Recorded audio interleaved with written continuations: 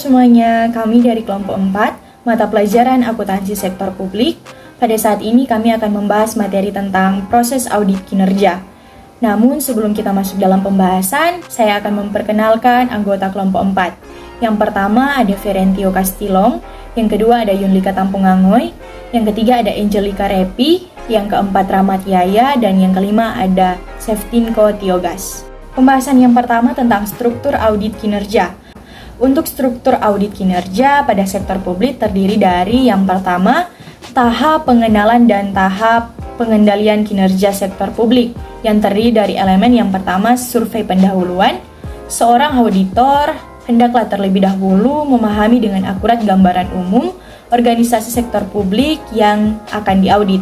Yang kedua, review sistem pengendalian manajemen. Setelah auditor melakukan survei pendahuluan, selanjutnya dilakukan review sistem pengendalian manajemen, yakni auditor memberikan gambaran mengenai prosedur yang akan digunakan organisasi sektor publik dalam mengendalikan kinerjanya. Yang kedua, tahap audit kinerja sektor publik yang terdiri dari elemen yang pertama, telaah hasil-hasil program, di mana bertujuan untuk membantu auditor mengetahui apakah organisasi sektor publik telah melakukan sesuatu dengan benar.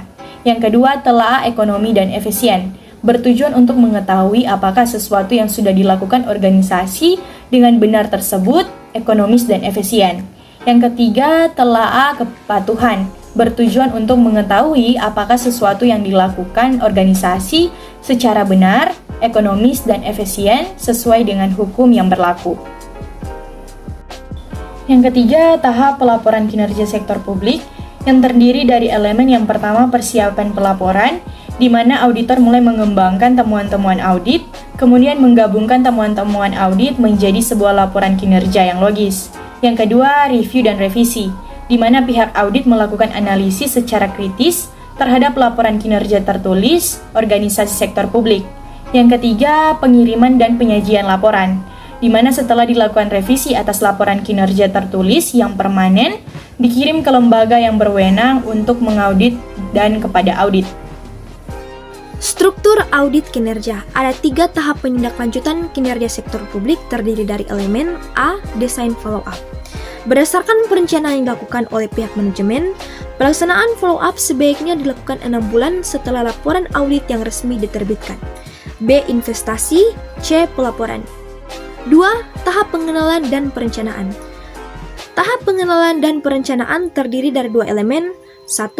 Survei pendahuluan, bertujuan untuk menghasilkan research plan yang detail yang dapat membantu auditor dalam mengukur kinerja.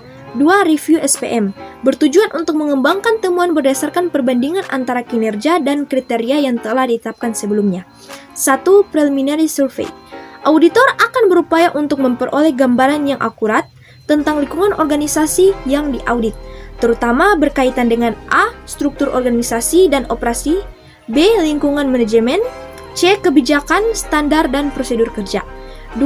Kontrol sistem review. 3 langkah prosedur audit yang dilakukan pada review sistem pengendalian. A. Menganalisis sistem manajemen organisasi. B. Membandingkan dengan model yang ada. C. Mencatat dugaan setiap ketidakcocokan atau ketidaksesuaian. Audit pada tahap pengenalan dan perencanaan mempersiapkan dokumen 1.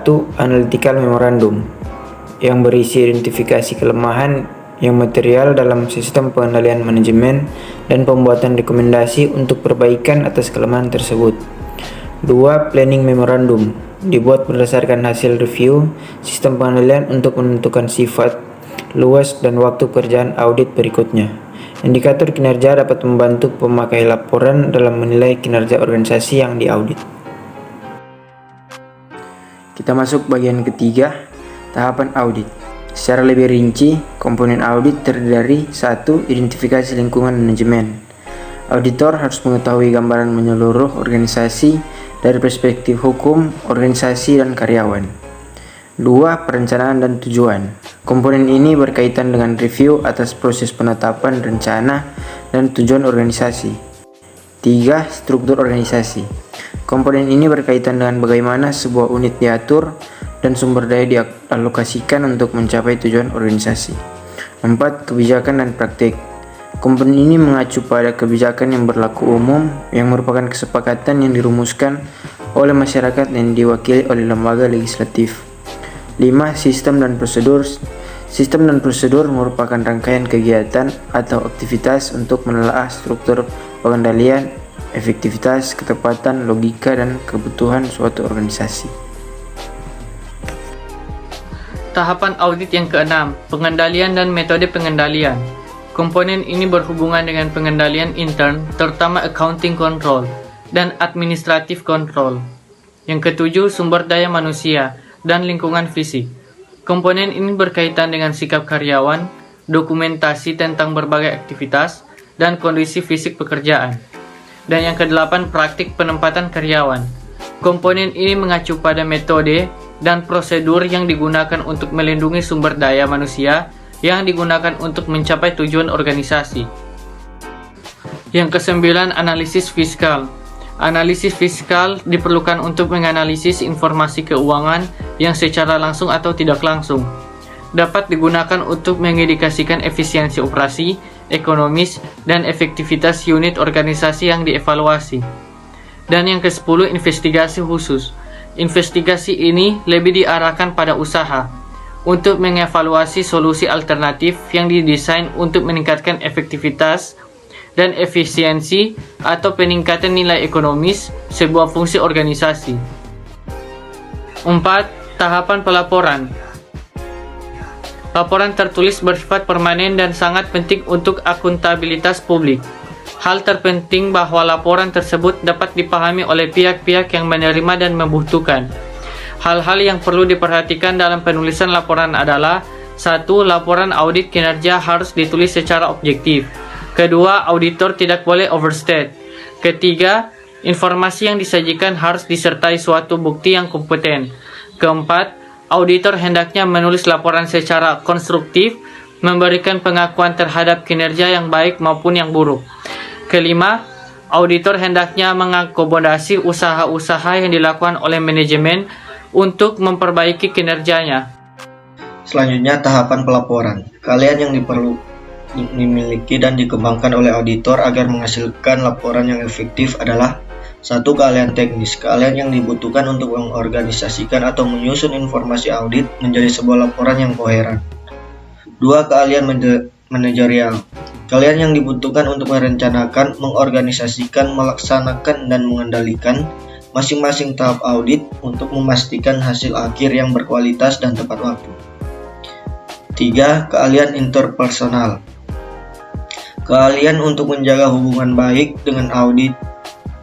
Kemampuan untuk menyampaikan temuan-temuan negatif menjadi kesempatan-kesempatan positif sehingga mampu meyakinkan manajemen atas potensi-potensi yang ada.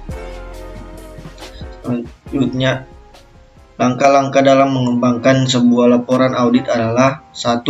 Menyiapkan temuan-temuan secara individual. 2. Mengumpulkan semua referensi yang diperlukan untuk mendukung teks. 3. Menyiapkan teks. 4. Menyiapkan laporan inti. 5. Menyiapkan memorandum pengiriman laporan. 5. Tahapan penindaklanjutan atau follow up. Tindakan lanjutan didesain untuk memastikan atau memberikan pendapat apakah rekomendasi auditor sudah diimplementasikan. Hal-hal yang perlu diperhatikan dalam tahap penindaklanjutan dari sisi auditor adalah: 1. Dasar untuk melakukan follow up adalah perencanaan yang dilakukan oleh pihak manajemen. 2. Pelaksanaan review follow up. 3. Batasan review follow up. 4. Implementasi rekomendasi. A.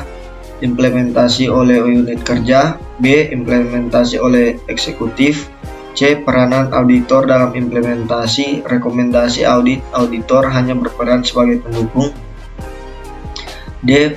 Peranan legislatif dalam implementasi rekomendasi audit merupakan otoritas tingkat akhir yang dapat mengambil tindakan implementasi rekomendasi secara formal dengan mengadopsi peraturan, mosi, dan sebagainya.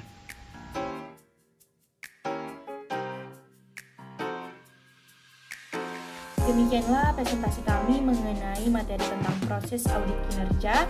Semoga apa yang kami presentasikan melalui video pembelajaran ini boleh menjadi manfaat bagi kita semua. Terima kasih.